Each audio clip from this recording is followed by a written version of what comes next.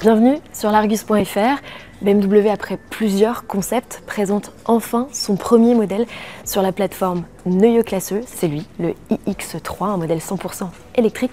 Je vous propose de le découvrir plus en détail. On va parler technologie, on va parler planche de bord puisqu'elle est entièrement inédite. On va aussi parler puissance, moteur. Enfin bref, vous allez devenir un collab sur ce nouveau modèle qui arbore notamment un nouveau design et je vous propose de le découvrir plus en détail.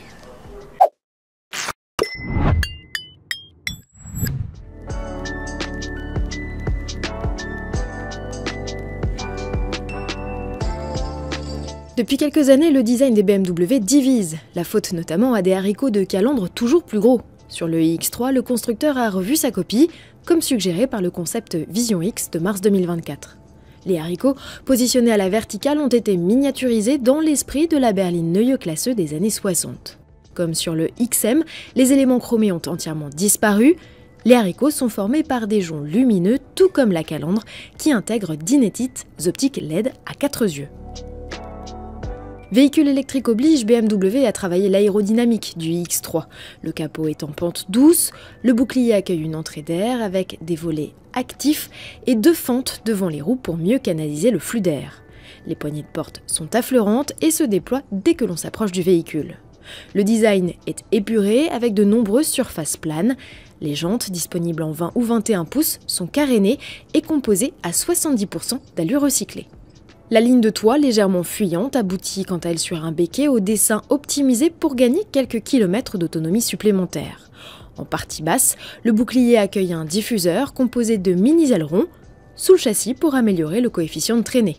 Le CX est ici de 0,24 contre 0,29 pour le iX3 d'alors. L'arrière du SUV est massif avec des épaules marquées. Comme sur le concept, les blocs-feux avec leur signature lumineuse en L prennent une large place sur le volet du haillon. Ouverture du haillon électrique. Et malgré l'imposant gabarit du véhicule, on découvre un coffre relativement petit, 520 litres seulement. Et pour une seule et bonne raison, c'est que le moteur se trouve en dessous, au niveau de l'essieu arrière. Il y en a également un à l'avant puisque l'on est sur un véhicule 4x4 dans cette version ici présentée. Le volume 520 litres, 1750. Une fois les banquettes rabattues, il n'y a pas de possibilité de rabattre les banquettes depuis le coffre. Il faudra pour ça ouvrir les portières arrière et faire cette action manuellement. On remarque aussi que le seuil de chargement est particulièrement haut, donc il faudra se baisser pour pouvoir monter des objets et les déposer sur le seuil de coffre. Coffre qui n'a pas de plancher modulable, mais qui en revanche dispose de petits rangements qui permettront d'accroître la capacité de stockage qui se trouve également sous le coffre avant, puisqu'il existe un frunk d'une capacité de 58 litres sur ce iX3. Côté dimension, le BMW iX3 mesure 4,78 m de long. À titre comparatif, c'est seulement 2 cm de plus qu'un iX3 de 4e génération. Le nouveau SUV est aussi large, mais 2 cm moins haut avec son 1,64 m. L'empattement de 2,90 m est 3 cm plus long que le SUV thermique que l'on connaît. Aux places arrière, vous allez le voir, les passagers ne manquent pas de place. Bienvenue à bord de ce iX3 sur la banquette arrière. Banquette arrière qui est un peu ferme, qui n'offre pas beaucoup de maintien, mais ici, on a franchement de la place, que ce soit pour les jambes, à la tête. On a une banquette qui accueille facilement 3 personnes, même si la place centrale n'est pas forcément la plus confortable. On a une espèce de petit bourrelet derrière qui permet de cacher le système Isofix, mais qui vient un peu contrarier l'emplacement au niveau des fesses. Voilà, c'est pas très agréable. Il faut réussir à glisser légèrement dans le siège pour trouver une bonne position et être vraiment à son aise. On a ici, grâce à cette nouvelle plateforme qui est dédiée aux véhicules électriques, un plancher parfaitement plat qui permet de rendre l'emplacement beaucoup plus agréable. On a un système de ventilation, des prises USB-C, des supports ici qui permettent d'accrocher des tablettes pour les plus petits voyageurs. Et puis on a en option cette possibilité d'avoir un toit panoramique qui est équipé d'un système d'opacification, donc on-off, pour avoir soit le soleil qui vient baigner l'habitacle, ou bien davantage de confort avec effectivement ce côté opacifiant qui permettra de ne pas cuire au soleil dans son véhicule. BMW a également augmenté la surface vitrée du iX3 pour davantage de sensations d'espace. Passons à présent au poste de conduite. Si l'extérieur de ce iX3 ne vous a pas impressionné, l'intérieur le sera peut-être davantage puisque l'on découvre ici une toute nouvelle planche de bord.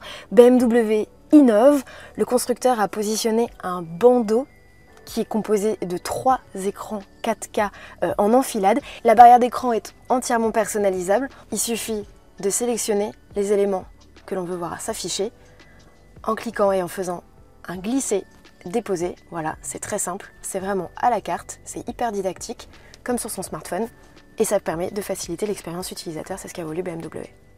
Cet écran sera aussi coupable à tout moment pour avoir un affichage plus strict, plus conventionnel, avec uniquement des informations relatives à la conduite.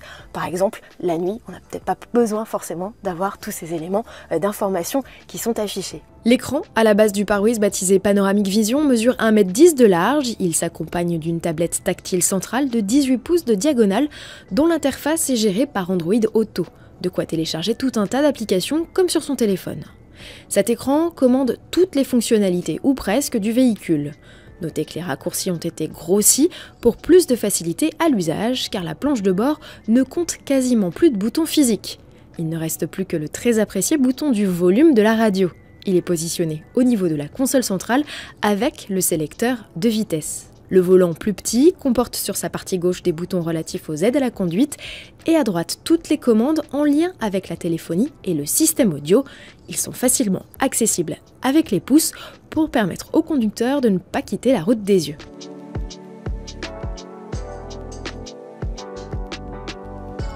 Et au volant, cela donne quoi? Nous avons posé la question à notre essayeur Mathieu Santis qui a pu conduire en avant-première ce beau bébé de 2,4 tonnes.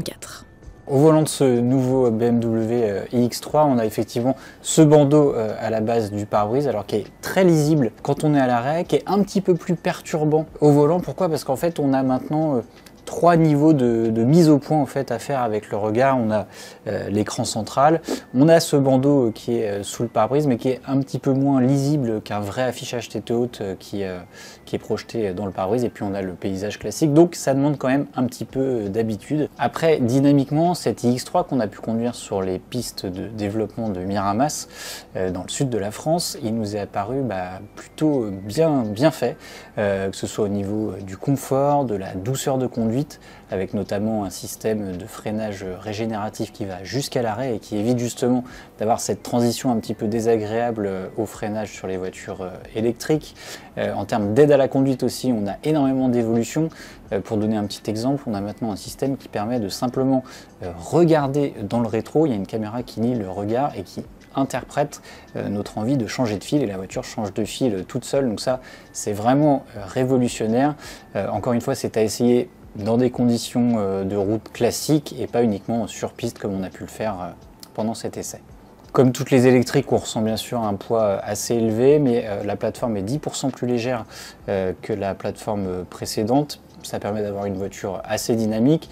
On a pu faire des slaloms sur piste, alors là, dans les changements d'appui, on sent bien sûr un petit peu d'inertie, mais sinon, au niveau du train avant, au niveau de la précision de la direction, ça nous est apparu bien mieux que la génération précédente. Le BMW iX3 est contrôlé par 4 super servos 10 à 20 fois plus rapides que les anciens systèmes et qui permettent d'agir sur le moteur, le freinage, la direction ou encore les aides à la conduite. Le nouveau SUV 100% électrique de BMW hérite d'une nouvelle génération de batterie NMC à cellules cylindriques, une configuration qui a permis d'accroître de 20% la densité énergétique. Cet accu d'une capacité nette de 108 kW offre une autonomie d'un peu plus de 800 km. Il est capable d'encaisser en charge jusqu'à 400 kW grâce à son architecture 800 volts. Un record comparé au Macan, GLC ou Q6 électrique. Encore faut-il trouver une borne capable de délivrer cette puissance. À la maison, avec le chargeur de 22 kW proposé en option, la recharge complète prend 5h45, comptez le double du temps avec le chargeur de 11 kW. À son lancement, le iX3 sera uniquement proposé en version 4 roues motrices avec un moteur sur chaque essieu.